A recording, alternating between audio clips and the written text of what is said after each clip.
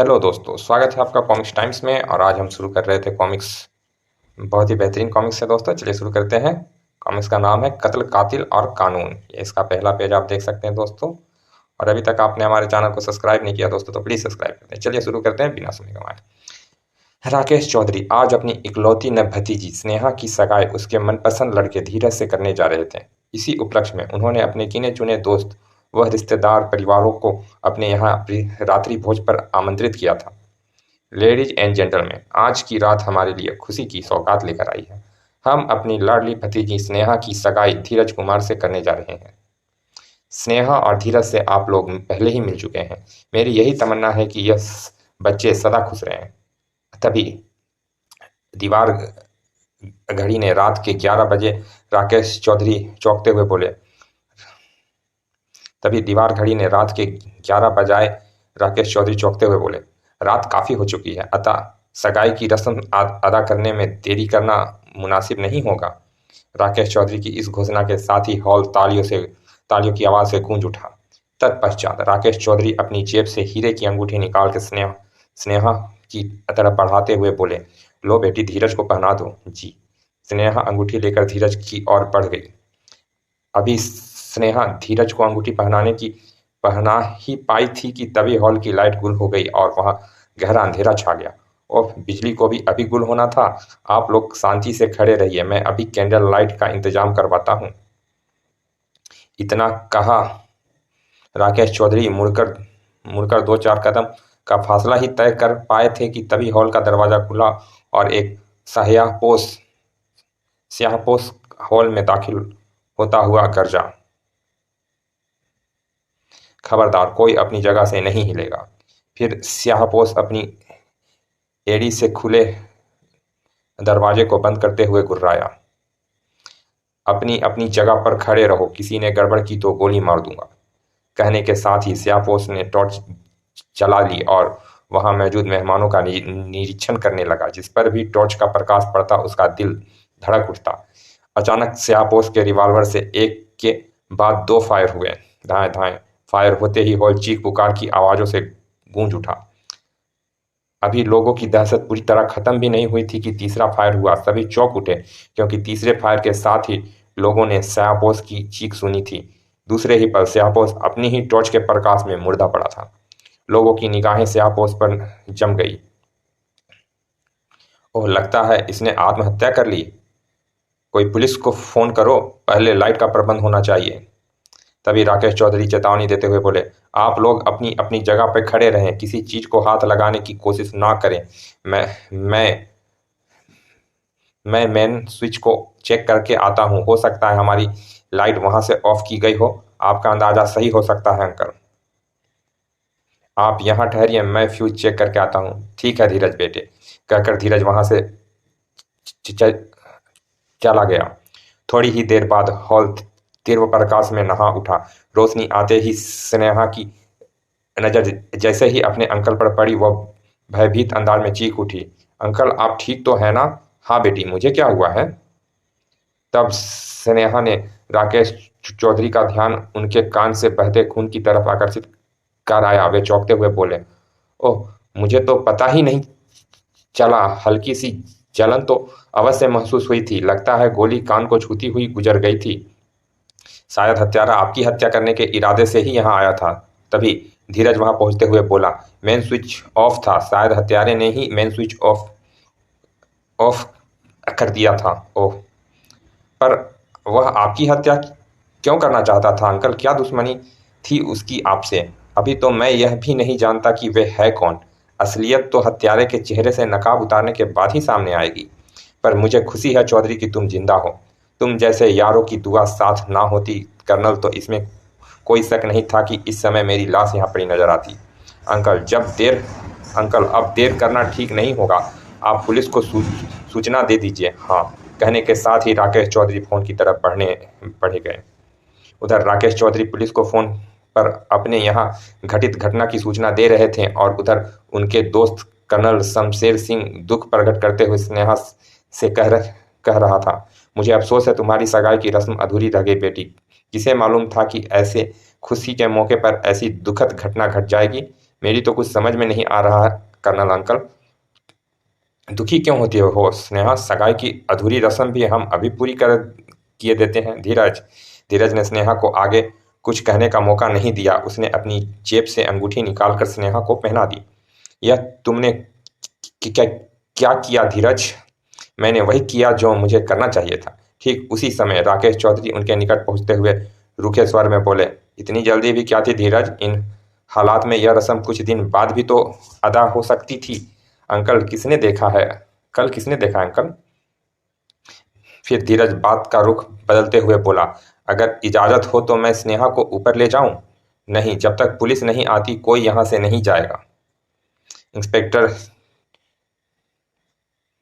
Inspector Chenani ने phone पर यही हिदायत दी है। ओह। एक एक एकाएक ही धीरज के चेहरे पर परेशानी के भाव उभर आए। कर्नल शमशेर सिंह की तेज आंखें से उसके भाव छुपे ना रहे थे। वे बोले, क्या बात है धीरज? कुछ नहीं, कुछ भी तो नहीं। थोड़ी ही देर बाद इंस्पेक्टर चेनानी अपने दल सहित राकेश चौधरी के निवास पर पहुंच गया। वहां पहुंचते ही सबसे पहले उसने स्याहपोशी का रिवॉल्वर अपने कब्जे में लिया। फिर उसकी नकाब हटाते हुए उपस्थित मेहमानों से बोला, गौर से देखिए और बताइए, क्या आप लोग इसे जानते हैं? हर मेहमान ने मृत व्यक्ति के प्रति अपनी अज्ञानता व्यक्त की तो इंस्पेक्टर चेनानी को बड़ी निराशा हुई। वह राकेश चौधरी से बोला, चौधरी साहब, क्या आपको पूरा विश्वास है कि हत्यारे ने आप पर गोली चलाई थी? जी हाँ। लेकिन कोई अनजान आदमी आपकी जान लेने की कोशिश क्यों करेगा? यही तो मेरी भी समझ में नहीं आ रही है। आखिर उसकी मुझसे क्या दुश्मनी हो सकती थी? आपको किसी पर शक है? कैसा शक? हो सकता है आपके किसी दुश्मन ने हत्यारे को आपकी हत्या करने के लिए भेजा हो।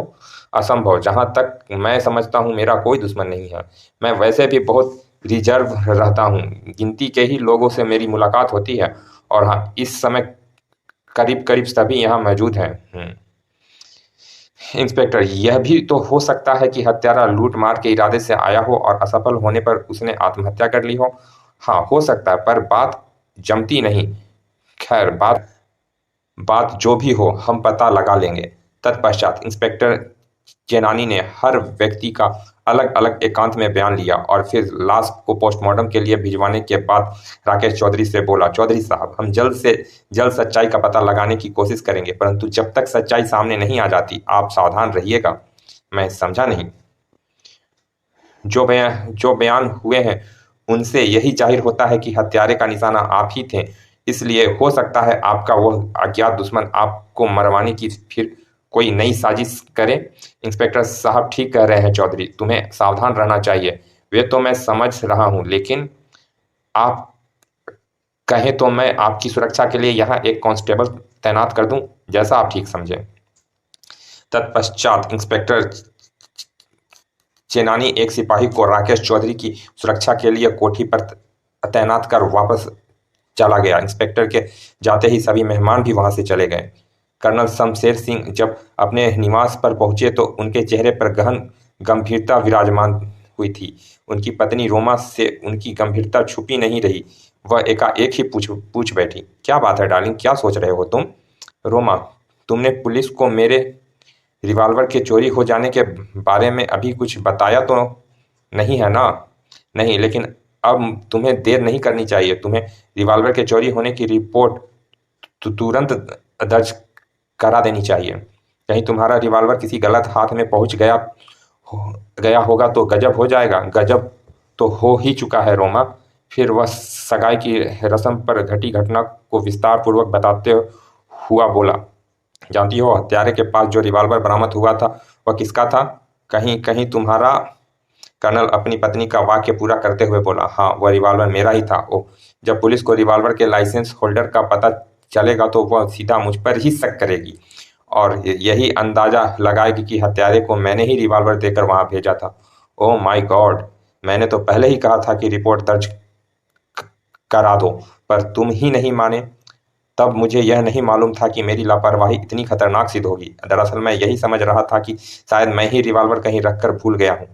पर क्या पुलिस तुम्हारी बात पर विश्वास करेगी।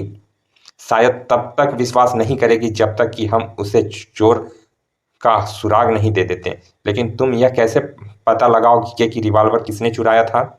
पता तो पुलिस लगाएगी, हम तो केवल अंदाजा लगा सकते हैं। तुम जरा अपने दिमाग पर जोर डालो और बताओ, पिछले 3 दिनों में यहाँ कौन कौन आया था चौधरी साहब के अलावा?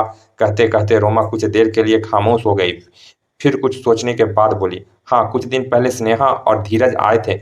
उस उस समय मैं इस कमरे की सफाई कर रही थी, वे यहीं बैठ गए थे, मैं उनके लिए चाय बनाने चली गई थी।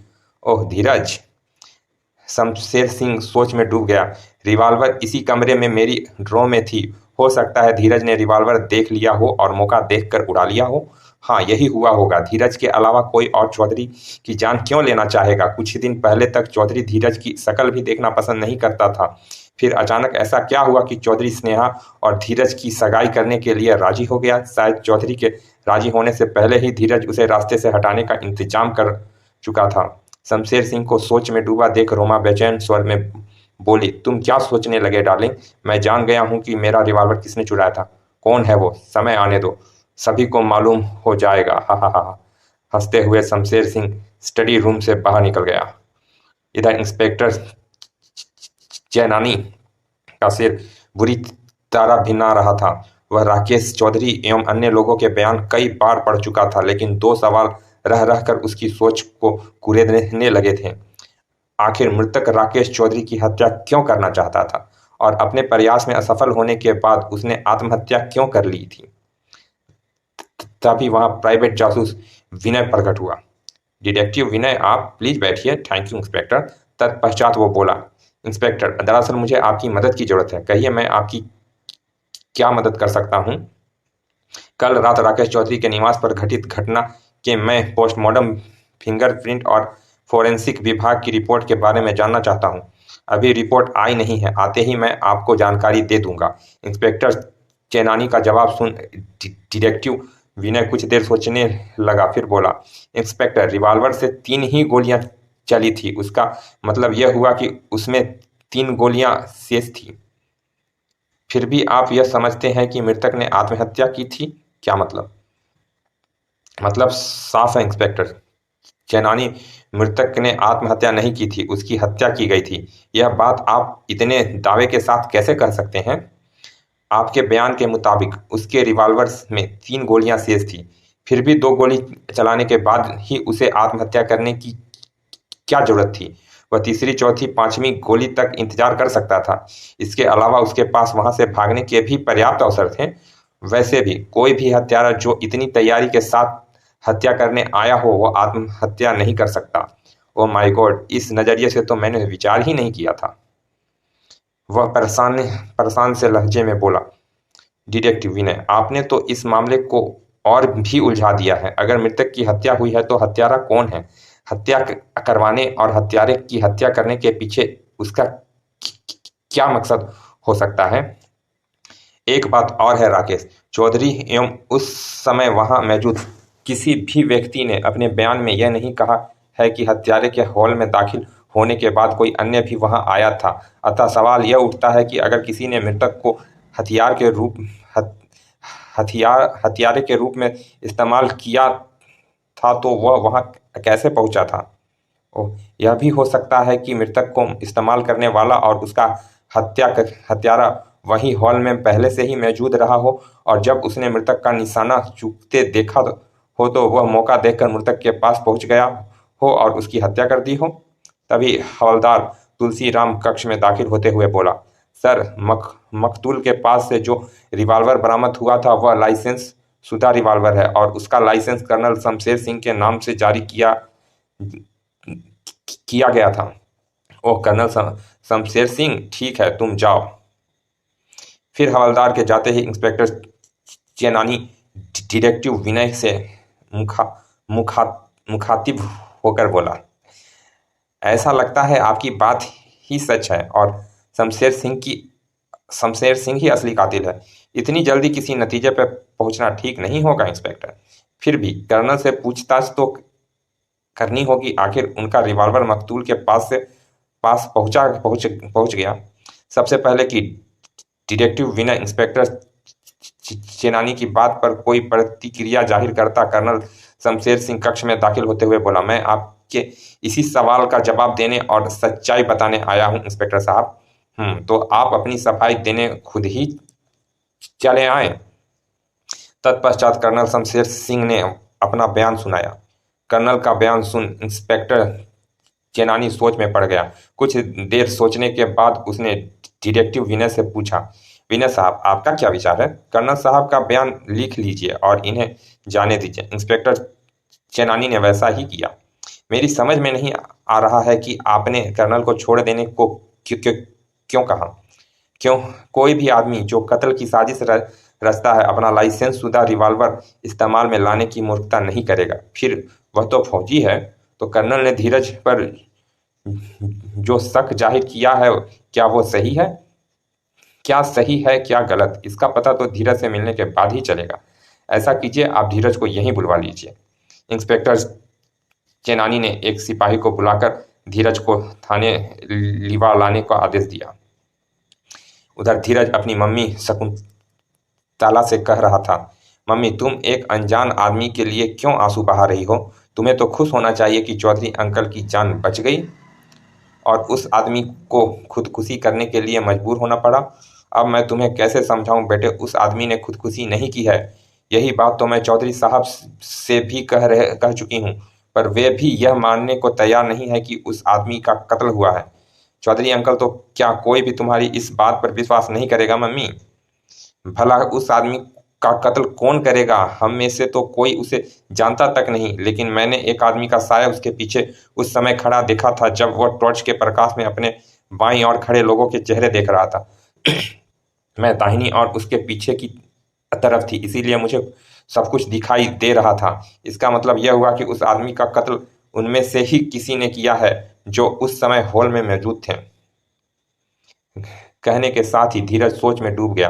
पर उस आदमी का कत्ल कौन कर सकता है? अगर उसका कत्ल इतने रहस्यमय ढंग से किया गया है तो इसके पीछे जरूर कोई गहरा राज छिपा है। वैसे गोली तो कोई भी सुराग के लिए हमलावर पर चला सकता था, लेकिन ऐसी हालत में उसे अपने आप को गुप्त रखने की कोई